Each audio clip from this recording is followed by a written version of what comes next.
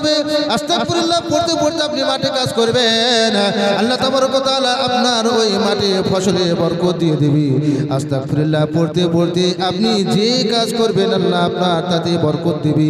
আপনি রাস্তা দিয়ে চলতে চলতে চলবেন, যখন যাবেন আস্তাগফিরুল্লাহ পড়তে পড়তে চলবেন। যদি আপনার মৃত্যু হয়ে যায় আল্লাহ আপনাকে বেগুনাহ মাসুম করে দুনিয়ার থেকে নেবে। জোরে বলুন, আরো জোরে বলুন। কোনটা? আস্তাগফিরুল্লাহ। শুধু এতটুকু আস্তাগফিরুল্লাহ পড়তে পারবো? শুধু এতটুকু প্রত্যেকদিন আমল করে দেখুন না, একটু আমল করে দেখুন। আস্তাগফিরুল্লাহ। একজন রুটি তৈরি করছে, রুটি। তো মুসা আলাইহিস সালাতু ওয়াস সালাম সেখানে চলে গেছে, গিয়ে বলছে ভাইজান আমি কি একটু আগুন পোয়াতে পারি? খুব ঠান্ডার সময়। তো বলছে হ্যাঁ এখানে আগুন তোবান।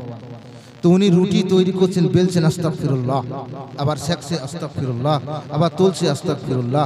এই আস্তাগফিরুল্লাহ পড়ছে আর তুলছে আর বেলছে, তুলছে বেলছে। জিজ্ঞাসা করছে যে ভাইজান আপনি শুধু আস্তাগফিরুল্লাহ পড়ি কি ব্যাপার?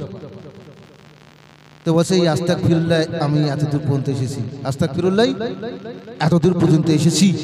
আমি আস্তাগফিরুল্লাহ পড়ার কারণে আমার সমস্ত মনের আশা আল্লাহ পূরণ করেছেন। তো বলছে কেমন?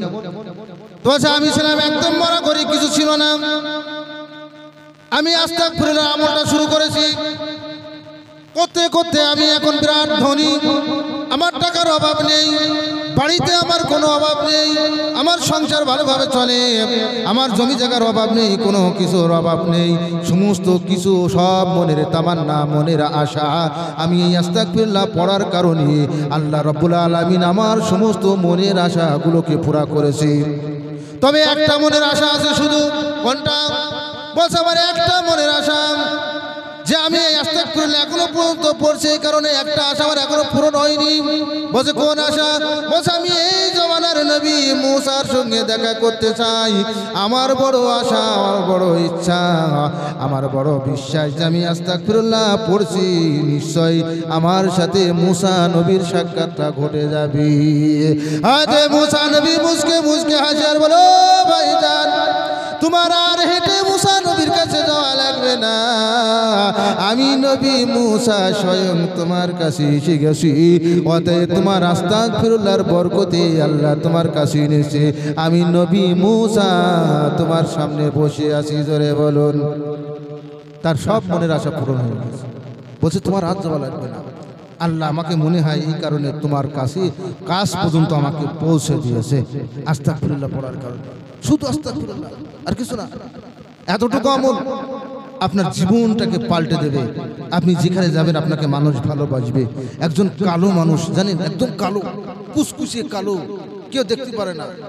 কালো মানুষ রাস্তা দিয়ে হেঁটে গেলে লোকে কালো এত কালো। কিন্তু একজন কালো মানুষ যদি কেউ নামাজ পড়ে, 5 ওয়াক্ত সালাত আদায় করে, ওই কালো মানুষটা যদি চায়ের দোকানে বসে থাকে, একজন ফর্সা মানুষ এসে বলবে ভাই চাচা একটা চা খান, কেন বলেন তো? কেন বলবে? নামাজ পড়ে তাই। নামাজি মানুষকে ওই কালো মানুষটাকে লোকের নজরে জান্নাতি মানুষ লাগে, চকচক চকচক করে, যতই কালো হোক না কেন। নামাজে এত বরকত আছে, চকচক করে। বলে কিয়ামতের ময়দানে নামাজে মানুষদেরকে আল্লাহ তাবারক ওয়া তাআলা চকচকে বানিয়ে দেবে। হযরত আয়েশা সিদ্দিকা রাদিয়াল্লাহু তাআলা আনহা আল্লাহ রাসূলকে বলছে ইয়া রাসূলুল্লাহ হাবিবাল্লাহ, এই বিরাট পৃথিবী, বিরাট তাম পৃথিবী আদম নবী থেকে নিয়ে আপনি শেষ পর্যন্ত তাম বিরাট পৃথিবী এত কোটি কোটি কোটি কোটি মানুষ কাল কিয়ামতের ময়দানে, মাহশরের ময়দানে সকলে একত্রিত ভাবে উঠে দাঁড়াবে। ও নবী, কাল কিয়ামতের ময়দানে আপনি আপনার উম্মতদেরকে কেমন করে চিনবেন? হয়তো সে মুসা নবীর কম হতে পারে, হয়তো সে নূহ নবীর কম হতে পারে, দাউদ নবীর হতে পারে, ঈসা নবীর হতে পারে। ইয়া রাসূলুল্লাহ হাবিবাল্লাহ, এত বিরাট বিশাল ময়দান, মাহশরের ময়দানে আপনি আপনার উম্মতকে কেমন করে চিনবেন? আল্লাহ রাসূল ছোট্ট একটা উপমা দিলেন। ও আয়েশা, বলো দেখি যুদ্ধের ময়দানে যদি 100 ঘোড়া থাকে, তার মধ্যে যদি একটা ঘোড়া কপাল সাদা ছেড়ে দেওয়া হয়, ও আয়েশা বলো দেখি ওই 100 ঘোড়ার মধ্যে কপাল সাদা ঘোড়াটা চিনে নিতে কতক্ষণ টাইম লাগবে? আয়েশা বলছেন ইয়া রাসূলুল্লাহ, ইয়া হাবিবাল্লাহ, হুজুর 1 সেকেন্ড টাইম লাগবে না, কারণ অতগুলো ঘোড়ার মধ্যে চোখ এত চলে, মানুষের চোখ এত দ্রুত চলে, সঙ্গে সঙ্গে ওইদিকে নেওয়া যাবে যে 100 ঘোড়ার মধ্যে একটা কপাল সাদা ঘোড়া ছেড়ে দেওয়া আসি। আল্লাহ রসুল বললেন, আয়েশা রে, কাল কিয়ামতের ময়দানে আমার উম্মতের নামাজের স্থানগুলো নূর চমকাবে, নূর। নারে তাকবীর, জোরে বলুন নারে তাকবীর। আল্লাহ রসুল বলেন, ও আয়েশা, কাল কিয়ামতের ময়দানে আমার উম্মতের নামাজের অংশগুলো কপালে নূর চমকাবে, হাতের তালুতে নূর চমকাবে, কুনুতে নূর চমকাবে।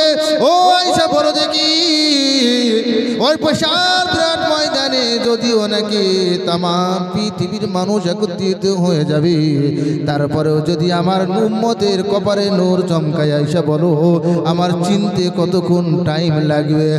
আয়েশা বলে, ইয়া রাসূলুল্লাহ, হাবিবাল্লাহ, পৃথিবীর জমিনে 100টা ঘোড়ার মধ্যে যদি 70 সাদা ঘোড়া ছেড়ে দেওয়া হয় চেনা যাবে।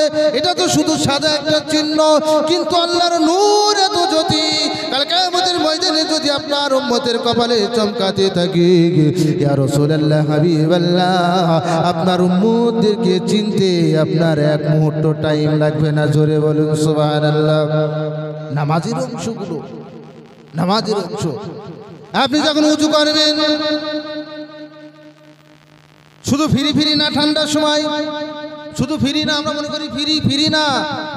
এই ঠান্ডার সময় আমার বাপ বুড়ো মানুষ একদম ঠকঠক করতে করতে সকালবেলা উঠে নামাজ পড়তে যাচ্ছে, আর আমি যুবক ছেলে ঘরের মধ্যে যেই দেখছি যে আব্বা উজু করছে, এবার কি হয় সকাল হয়ে গেছে, আব্বা ঠিক গেছে, এবার আরামে ঘুমোবে, কোনো আর টেনশন নেই। এতক্ষণ রাত্রিবেলার ঘুম হয়নি।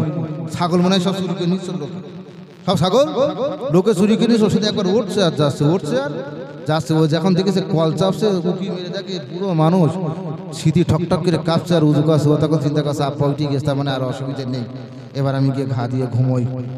ওর বাপ যাচ্ছে নামাজ পড়তে, আর ও এবার চিন্তা করেছে সবে লজ্জা করা দরকার, ও শুয়ে পড়েছে। ওর বাপ নামাজ পড়তে গিয়েছে, নামাজ পড়ে মসজিদ থেকে 1 বস্তা টাকা নিয়ে চলে গিয়েছে বাড়ি। যখন বাড়ি টাকা নিয়ে চলে গিয়েছে, বস আব্বা কোন ছিলে? তো বলছি ওই নামাজ পড়তে গেলে মসজিদে আল্লাহ দিয়েছে। তো বলছে তাই, নামাজ পড়তে গেলে আল্লাহ টাকা দেয়? 1 বস্তা টাকা আল্লাহ দিয়েছে। তো বলছে কাল থেকে ও ছাগল চুরি কিনে যাই, তারপরে কেমন ঘুমাবো, ভোরবেলা ডাকতে পার। কি বলছে? ছাগল চুরি করে করুক, কেউ দূর হয়ে যাক, ওই 1 বস্তা টাকা ওই একটা ছাগলে কি হবে? আজকে আমি ঘা দিয়ে ঘুমাবো। এখন ও ঘুমিয়ে ছাগলের দিকে চুরি কিনে চুরি গেছে। সকালবেলা উজু করতে উঠেছে, উঠে থেকে ছাগল টাগল কিছু নেই। তো বলছে সে যায় হেঁকে মসজিদে যায়, টাকা পাওয়া নিয়ে 1 বস্তা, অসুবিধা নেই, গিয়ে আবার 1 বস্তা টাকা দিয়ে 1 পাল ছাগল কিনবো। ও মসজিদে গিয়ে নামাজ টামাজ পড়ে বাড়ি চলে আসছে। বলছে আব্বা, সে টাকা তো আমাকেও দিইনি, ছাগল তো সব নেই, ছাগলও নেই, টাকাও নেই। তো যদি পাগলা নাকি, টাকা কেউ দেয়? ও তো টাকা নাকি? ও মসজিদে গিয়েলাম, 2টো কম্বল দান করেছে, আমি বুড়ো মানুষ কাঁপতে কাঁপতে গিয়েলাম, তাই ওর মধ্যে টাকা নেই। তো তুমি মিশা কথা বললে, হবে না, এখন নামাজ পড়তে হবে। তোর আব্বা বাবা খোকা, আমি যদি বলতাম যে তোর মধ্যে কম্বল রয়েছে, তুই জীবনে যাতিস নামাজ পড়তে? তো জীবনেও যাতিস নে, তো তাহলে টাকার লোকে তুমি নামাজ পড়তে গিয়েছো? ও তোমার ওই নামাজের আমার দরকার নেই। ওর আব্বা বাবা তোর নামাজের কোনো দরকার নেই। আমাদের অবস্থাতে এমন জায়গায় চলে গিয়েছে আমরা নামাজ পড়ি না। কিন্তু আপনাকে ফিরি ফিরি আল্লাহ দেবে না। ও তো দুনিয়ায় 1 বস্তা টাকার লোভে মসজিদে গিয়েছে, টাকার থেকে বেশি দামি কিছু দেবে?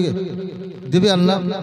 ঠান্ডার সময় বান্দা যদি, আল্লাহ রসুল বলছে, কোন বান্দা যদি ঠান্ডার সময় 2টো হাত যখন ধৌত করে উজু করার সময়, ফাগসিলু উজুহাকুম ওয়া আইদিয়াকুম, যখন সে উজু করার নিয়তে হাত 2টো ধোবে, আল্লাহর রসুল বলছে হাত ধোয়ার সঙ্গে সঙ্গে আমার বান্দা, আমার উম্মত সগীরা গুনাহ করেছে, আর এই সগীরা গুনাহগুলো ঝরে ঝরে ঝরে ঝরে পড়ে যাবে। জোরে বলুন। ও হাত দিয়ে সগীরা গুনাহ করেছে, গুনাহগুলো ঝরে ঝরে পড়বে। যখন সে মুখের মধ্যে পানি দিয়ে কুলি করবে, মুখের সগীরা গুনাহ মাফ হয়ে যাবে।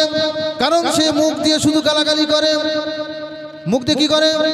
গালাগালি করে। কোরআন তো পড়তে যায় না, শুধু মুখ খিস্তা, গোলে গোড়ায় যাওয়া যায় না। চাষা শুধু খিস্তি মারে, কেন বলে কিছু বুঝিনি। শুধু খিস্তিটুকু জানি। এমন অবস্থা আমাদের হয়েছে, মুখ গন্ধ, আল্লাহ বলছে বান্দা যখন ওই গন্ধ মুখ দিয়ে কুলি করে, ওর মুখ গন্ধটাকে সটিয়ে দিয়ে আর গলের সগিরা গুনাগুনো ঝরে ঝরে পড়ে যায়। যখন নাকে পানি দেয় বান্দা, নাকের ভিতরে সগিরা গুনাগুনো মাপ হচ্ছে।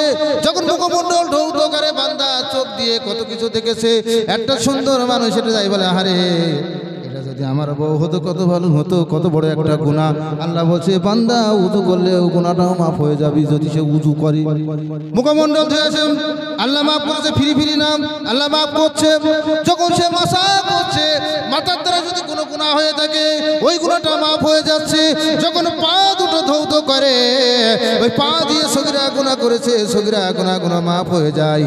আর যখন গুটি গুটি পায় নামাজের নিয়ত করে মসজিদের দিকে হেঁটে হেঁটে যায়, আল্লাহ বলে আমার বান্দার প্রত্যেক পায়ের কদমে কদমে 10টা করে নয়, আমি আল্লাহ জানি কত কোনো নেকি দেব। প্রত্যেক কদমে কদমে নেকি দান করি, আর প্রত্যেক কদমে কদমে একটা একটা করে সগীরা গুনাহ মাফ করে দিই। জোরে বলেন সুবহানাল্লাহ। বান্দা যখন বাড়ি থেকে মসজিদ পর্যন্ত পৌঁছে যায়, মসজিদে গিয়ে যখন সে নামাজ আদায় করার জন্য নিয়ত করে দাঁড়িয়ে যায়, যখন সে আল্লাহু আকবার বলে নামাজ পড়ে, আউযু বিল্লাহি মিনাশ শাইতানির রাজিম, বিসমিল্লাহির রহমানির রহিম, আলহামদুলিল্লাহি রাব্বিল আলামিন, সমস্ত প্রশংসা আল্লাহর জন্য যখন বলে, আল্লাহ বলে ও ফেরেশতারা দেখ আমার বান্দা ঠান্ডার সময় বাড়ি থেকে কষ্ট করে এসে তার বিবির কথা বলে না, তার বাবার কথা বলে না, আত্মীয় স্বজনের কথা বলে না। ও ফেরেশতা দেখ আমার বান্দা এই শীতের মধ্যেও কষ্ট করে এসে মসজিদে আমার শুকরিয়া আদায় করছি, আলহামদুলিল্লাহি রাব্বিল আলামিন। সমস্ত প্রশংসা আল্লাহর জন্য। আল্লাহ বলে ফেরেশতারা সাক্ষী থাক, আর রহমানির রহিম যখন বলে বলে ও ফেরেশতারা আরো সাক্ষী থাক, মালিক ইয়াউমিদ্দিন যখন বলে আল্লাহ বলে ও ফেরেশতারা আমার এই বান্দা কি কিয়ামতের দিন দেখেছে, বলে না। তো বলে আমার বান্দা কিয়ামতের দিন না দেখে যখন আমাকে বলছে আমি কিয়ামতের মালিক, ও ফেরেশতারা তোরা সাক্ষী থাক আমার বান্দা আমাকে না দেখে যখন বিশ্বাস করেছি, ইহদিনাস সিরাতাল মুস্তাকিম। তারপরে যখন আমরা এবার বলি আমার বান্দা যা কিছু বলেছে আমি সব শুনলাম, আমার বান্দা এবার যা কিছু চাবে তাও আমি দেবো। আমরা আবার বলি কি ইহদিনাস সিরাতাল মুস্তাকিম, আল্লাহ তুমি আমাকে খারাপ রাস্তায় চালাও। কোন রাস্তায়? খারাপ রাস্তায়, যে রাস্তায় গেলে আমার কষা পড়া দেবেন ওই রাস্তায় নিয়ে চলো। নামাজ পড়তে বলে কেউ তো বলে না, ইহদিনাস সিরাতাল মুস্তাকিম, আল্লাহ তুমি আমাকে সঠিক পথের প্রতীক বানাও। আল্লাহ বলে ফেরেশতারা সাক্ষী থাক আমার বান্দা কি চাচ্ছে শোন, সিরাতাল্লাযীনা আনআমতা আলাইহিম, যে রাস্তার উপরে তোমার নাম অবতীর্ণ করা হয়েছে, পুরস্কার বিতরণ করা হয়েছে, সেই রাস্তার প্রতীক বানাও। গায়রিল মাগদুবি আলাইহিম ওয়ালাদ-দাল্লিন, ওই রাস্তায় আমাকে চালিও না যে রাস্তায় তোমার উপরে গজব অবতীর্ণ হয়েছে। আল্লাহ যখন এই কথাগুলো সরে ফেরেশতাদেরকে বলে দেয়, ও ফেরেশতারা আমার বান্দা বাড়ি থেকে কষ্ট করে মসজিদে গেছে, আর মসজিদে গিয়ে সে যখন আমাকে প্রশংসা করার পরে সে যখন আমার কাছে এতগুলো চেয়েছে, বান্দা তোরা সাক্ষী থাক আমার ওই বান্দার পিছনের সমস্ত জুনুবি গুনাহগুলো মাফ করে দিলাম, আর আমার বান্দার জন্য জান্নাতটাকে ওয়াজিব করে দিলাম। নারায়ে তাকবীর, নারায়ে তাকবীর। আল্লাহ বলবে বান্দার জন্য জান্নাতটা কি করে দিলাম, ওয়াজিব করে দিলাম। এক বস্তা টাকার থেকে দাম বেশি কি করে হয়? তাহলে যাই না কেন নামাজ পড়তে, সেটা বোঝাতে পারবেন? এক বস্তা টাকার থেকে দাম বেশি। তখন বাপ যখন ছেলেকে এই কথাগুলো বুঝিয়ে বলেছে, বলছে আব্বা তুমি খুব ভালো কাজ করেছো, আমার দূর হয়ে চলে যাক, টাকারও দরকার নেই, ছাগলের দরকার নেই, জান্নাতের একটা ইট সেটা যদি তাম পৃথিবীটা 40 বার নয় কোটি কোটি বার যদি বিক্রি করা হয় তবুও জান্নাতের একটা ইটের দাম হবে না। অতএব আমার আল্লাহ যদি নামাজ পড়ার কারণে আমাকে জান্নাত দিয়ে দেয়, আমার ছাগলের দরকার নেই, টাকারও দরকার নেই, কালকে থেকে তোমার থেকে আগে উঠবো আমি, আর আগে সর্বপ্রথমে নামাজে যাব। নারায়ে তাকবীর, আল্লাহু আকবার। আজ আমাদের মুসলমানদের অবস্থা কোন জায়গায় চলে গেছে? টাকার পিছনে শুধু দৌড়চ্ছি, শুধু কোথায় টাকা আর কোথায় কি আপনার টাকার গাদা ভর্তি করা টাকা, চাষার টাকা ভর্তি করা, রাত্রি ঘুমোই না, শুধু ওটে আর রাত্রি টাকা গুনে আবার বালিশের মধ্যে থই, ওটে টাকা গুনে বালিশের মধ্যে থই, ছিলিয়ে পিলিয়ে বাড়ি বৌমারা বসে বাপের জন্য ঘুমির কোনো মানে জায়গা নেই, সারা রাত টাকা গুনবে বালিশের মধ্যে ধরে নিয়ে গেছে, বাপে ধরে নিয়ে গিয়ে টাকা নিয়ে গিয়ে ব্যাংকে থেকে সব জমা করছে, যে টাকার রিসিপ্ট নিয়ে চলে গেছে। এত রাত্রি টাকা গুনতো, দেখ সুপি সুপি করে গুনতো আর থুইতো। আর এই দিন রাত্রি ওই স্লিপ নিয়ে এসে, ও বাবা গো খোকা তাড়াতাড়ি ওঠ, আমার টাকা কই, অতগুলো টাকা দিয়ে না, শুধু একটা কাগজ আমি সহ্য করতে পারছি রে, টাকা কই, ও শুধু বের করছে আর দেখছে সেই কাগজ কেন, টাকা কই, একটু কাগজ আমি কি করবো, আমার এতগুলো টাকা প্রত্যেকদিন না গুনলে আমার ঘুম হইতো না, শুধু উঠে উঠে দেখতে গুনতো, সে টাকা পাশে না শুধু একটা স্লিপ দিয়ে আসতো, ওই লিখে দিয়েছে হয়তো 1 কোটি টাকা, তো স্লিপ বলছে আমি কি করবো, কি হবে, তো আমার তাড়াতাড়ি নিয়ে ঘুম সারা রাত ঘুমো দিচ্ছে না, তো বলছে সকাল হোক, তো না তুই সেই আমার টাকা নিয়ে এসে তুই, ও আমি কাগজ কি হবে আমার, কার প্রতি মহব্বত, টাকার প্রতি মহব্বত, পৃথিবীর মানুষের টাকার প্রতি মহব্বত, মানুষের এত মহব্বত হয়ে গেছে কোনো কিছুই কাজে লাগবে না, ওই মানুষটা মারা যাবে, আমি মারা যাব, আমার টাকার বস্তা সব পড়ে থাকবে, কাপড়ের কোনো পকেট নেই যে আমার টাকাটা দিয়ে দেবে, আর ওটা গিয়ে কোনো প্রকারে কাজে লাগবে না, যে আমার 1 কোটি টাকা কবরে নিয়ে গেছি। মুনকার নাকির এসে আমাকে জিজ্ঞাসা করেছে মান রাব্বুকা, আমি মুনকার নাকিরকে বলবো তোমাকে 1 লাখ টাকা দেবো, জিজ্ঞাসা করো না, টাকা নিয়ে চলে যাবে।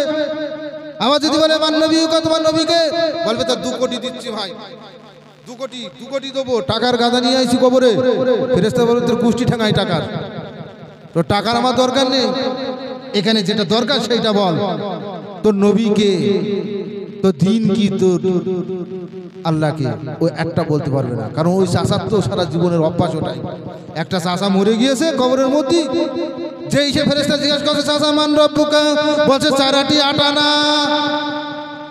আবার জিজ্ঞাসা করছে মান নবীকা, বলছে 4 আটি আটা না, আবার জিজ্ঞাসা করেছে মান দিনুকা, যখন এই কথা বলেছে বলছে 4 আটি আটা না, ফেরেশতা জোরে তাড়া মেরেছে, আমি জিজ্ঞাসা করছি কি, বলে কি এটা দুনিয়া না, কারণ ওই চাষা প্রত্যেকদিন বাজারে গিয়ে ওই শাক বিক্রি করতো, 4 আটি আটা না শাক বিক্রি করতো, ওইটার মুখস্থ হয়ে গিয়েছে, যেই জিজ্ঞেস করছে মান নব্বুকে বলছে 4 আটি আটা না, ওখানেও খাদ এসছে, মনে করছে ফেরেশতা কেন, এ চিন্তা করেছে যে আমার মুখে তো দাঁড়িয়ে আছে, মুখে কি দাড়ি আছে, আমরা তো উলামা আলেমদের কাছ থেকে শুনেছি, আলেমদের কোনো দাম নেই, তো শুনেছি আলেমদের কাছ থেকে আমরা শুনেছি আমি, যে মুখে নাকি দাড়ি আছে, দাড়িটা নাকি নবীর সুন্নত, তো নবীকে তৈরি না করলে তো ফেরেশতা তৈরি হতো না, অতএব আমি তো নবীর সুন্নত নিয়ে এসেছি, যে নবীকে তৈরি না করে আল্লাহ ফেরেশতা তৈরি করতো না, সেই নবীর সুন্নত, অতএব যখন এই কথা চিন্তা করে ফেরেশতাকে উল্টো করে মিজাজ দিচ্ছে, এ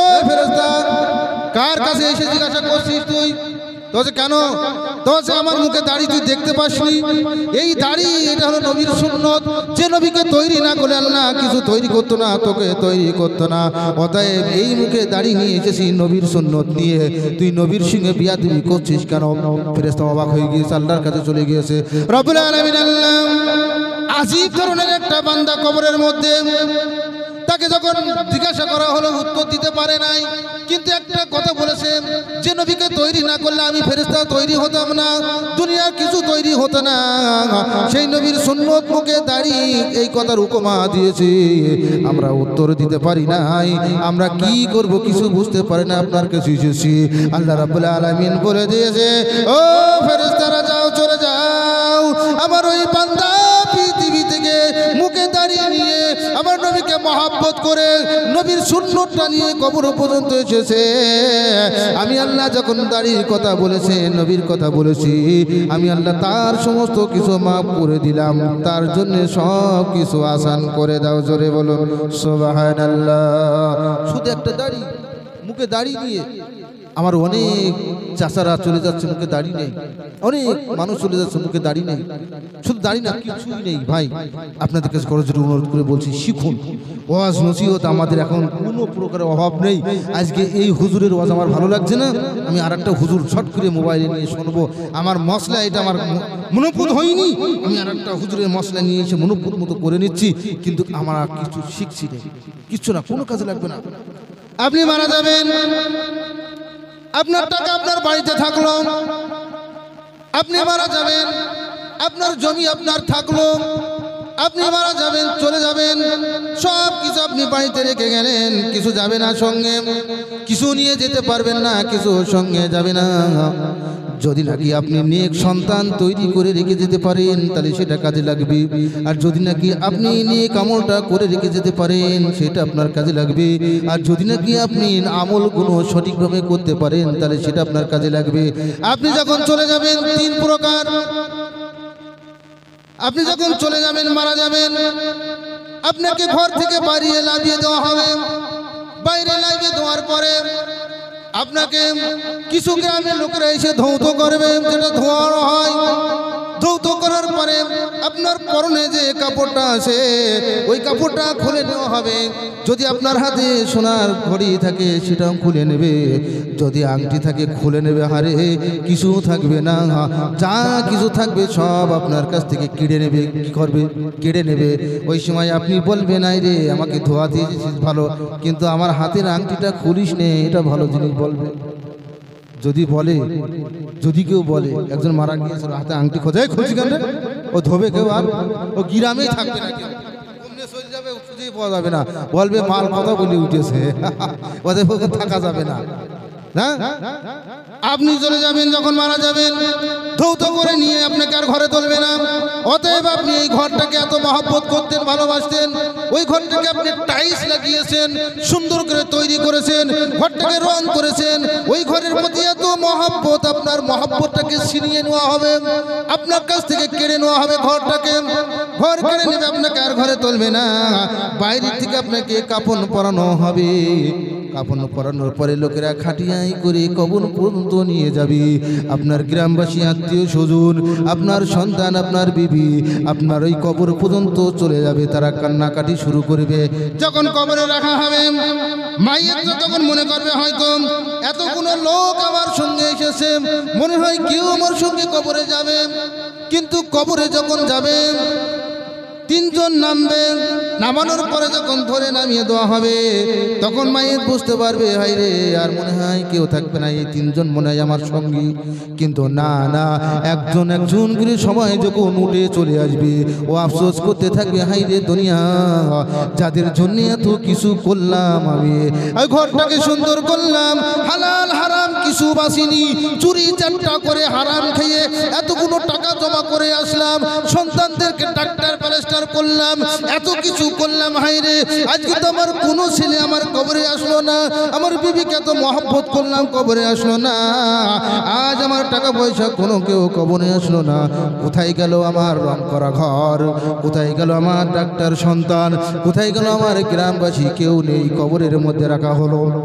যখন মাটি চাপা দেওয়া হবে, মাটি চাপা দেওয়ার পরে চলে আসা হবে, মুনকার নাকির যখন তার কাছে জিজ্ঞাসা করবে মান রব্বুকা, এ তখন হয় হতাশ হয়ে যাবে, হারে দুনিয়াতে আমি সব কিছু করেছি বটে, আমার রক্তটা ঘামিয়ে দিয়েছি, আমার জীবনটা নষ্ট করে দিয়েছি, জীবনটাকে খাই করে ফেলে দিয়েছি, কিন্তু যদি নাকি আমি একটা সুন্দর সুসন্তান তৈরি করে রেখে আসতে পারতাম, যে ছেলেটা মসজিদে গিয়ে নামাজ পড়ে বলবে রব্বির হাম হুমা কামা রব্বায়ানি সগীরা, এইটুকু দোয়াও তো করতে পারতাম।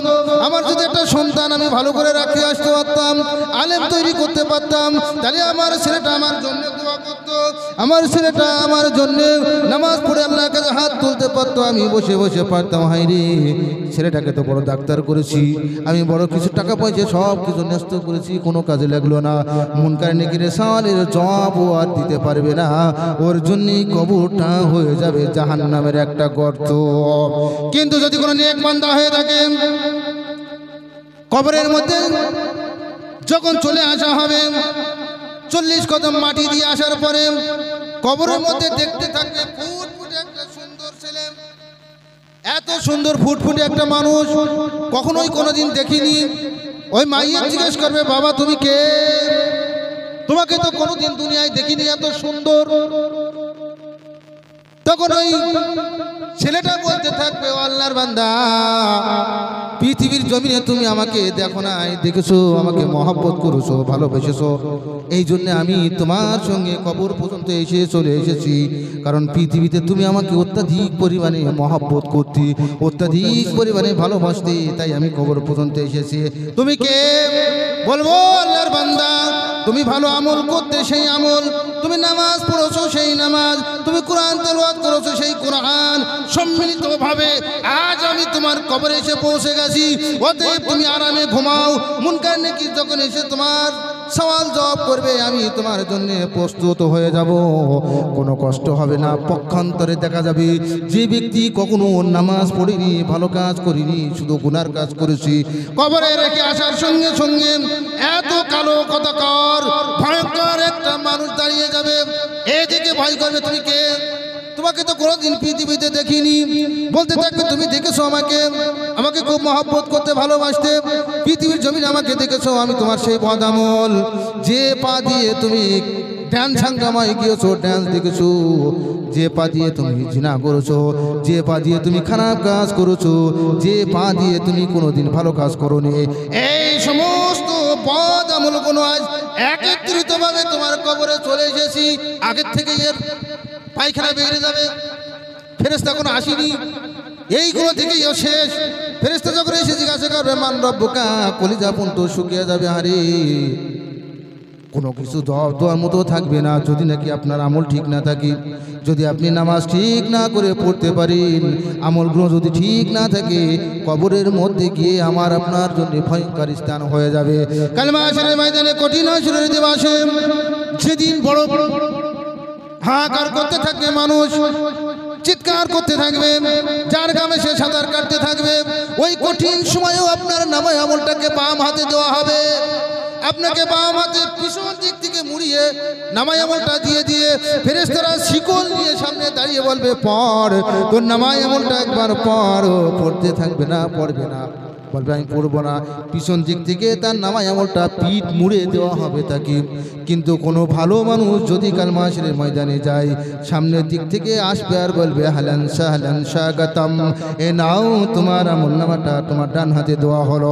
ওই ব্যক্তি আমল নামাটা ডান হাতে নিয়ে মুচকে মুচকে হাঁটতে থাকবে, মুচকে মুচকে হাসবে, ডান হাতে আমল নামাটা নিয়ে হাসতে থাকবে।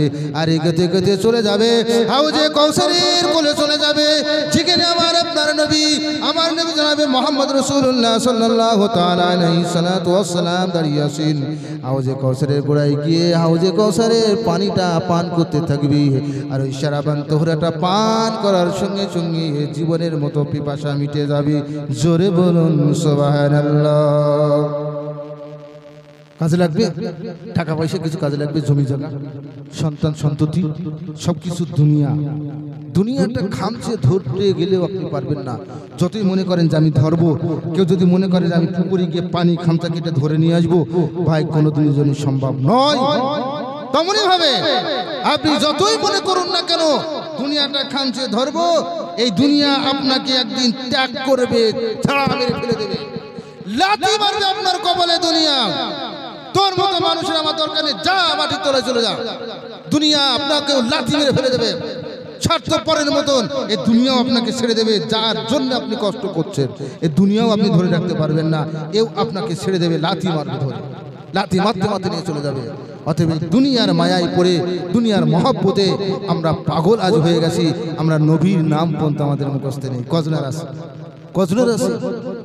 আমি কাজ করতে জানি না ভাই, আমি গাড়ির ড্রাইভার না, আমার কাছে কেউ গাড়ি দেবে না, কেউ উঠবে, গাড়ি দেবেও না, উঠবেও না, কারণ আমি তো ড্রাইভার না, আমি কাজ করতে পারি না, আমি নিয়ে চলে গিয়েছি। আমি তোমার কিনে কাজ করব, কটা পয়সার দরকার। ওই ব্যক্তি কি বলবে, কাজ কর, কাজ করতে গিয়ে সে ঘাস নিয়ে দিকে পটল গাছ কেটে দেবে, ওর ফাইন করবে না টাকা দেবে? কথা বুঝতে পারেননি? ফাইন করবে না টাকা দেবে? ওর ফাইন করবে, টাকা দেবে না। অতএব আমরা তো কাজ করতে পারছি না, আল্লাহ দেবে আমাদের? আল্লাহ দেবে? নামাজ তো পড়তে পারি না, সূরা ফাতিহা কতজন মুখস্থ আছে? কজনের আছে বলুন তো? কারণ মুখস্থ নেই। আর এখনকার আমাদের যা সিস্টেম হয়েছে, মানে মসজিদে মুয়াজ্জিন রাখবে একদম ফ্রি, মানে যে আজান দিতে পারে না তার মসজিদে রেখে দেবে। আর এমন হেবুড়ো ইমাম সাহেব রেখে দিয়েছে মসজিদে, ওই আলহামদুলিল্লাহ রাব্বিল আলামিন মালিকি ইয়াউমিদ্দিন বলতে, মালিকি মিদ্দিন, মালিকি মিদ্দিন, ওই কিয়ামতিন আর বেরোছে না, মালিকি মিদ্দিন। আমি বলছি চাচা কি ইমাম সাহেব, তো ফ্রি ফ্রি ও কি ও ফিরি ও মালিক কি মিটিং বলে যা বলে বলুক গে মসজিদে তো হাফেজ মাওলানা কারে রাখবে না, টাকা দেবে না তো। আর মুয়াজ্জিন এমন কিছু টাকা দেয় না, ওই যে মুয়াজ্জিন সকালবেলা আযান দেয় আসসালাতু খায়রুল মিনারে নায় সরকে দিয়ে ও খায়রুল মিনার নায় উতি গন্দি মসজিদে যায় যাবে। এদিকে বুড়ো বুড়িদের বলা আছে আযান দেশে সুখ কর, তো আযানে সুখ করছে না, চিল্লে যাচ্ছে কেন আযান তো ভালো না, ও আযান শুনতে ভালো লাগে না। আসসালাতু খায়রুল আমার মামু মসজিদে যা খুশি তাই, যদি জিজ্ঞেস করা হয় চাচা ও মসজিদে মুয়াজ্জিন ওরা তো ফিরি যাই হোক দিক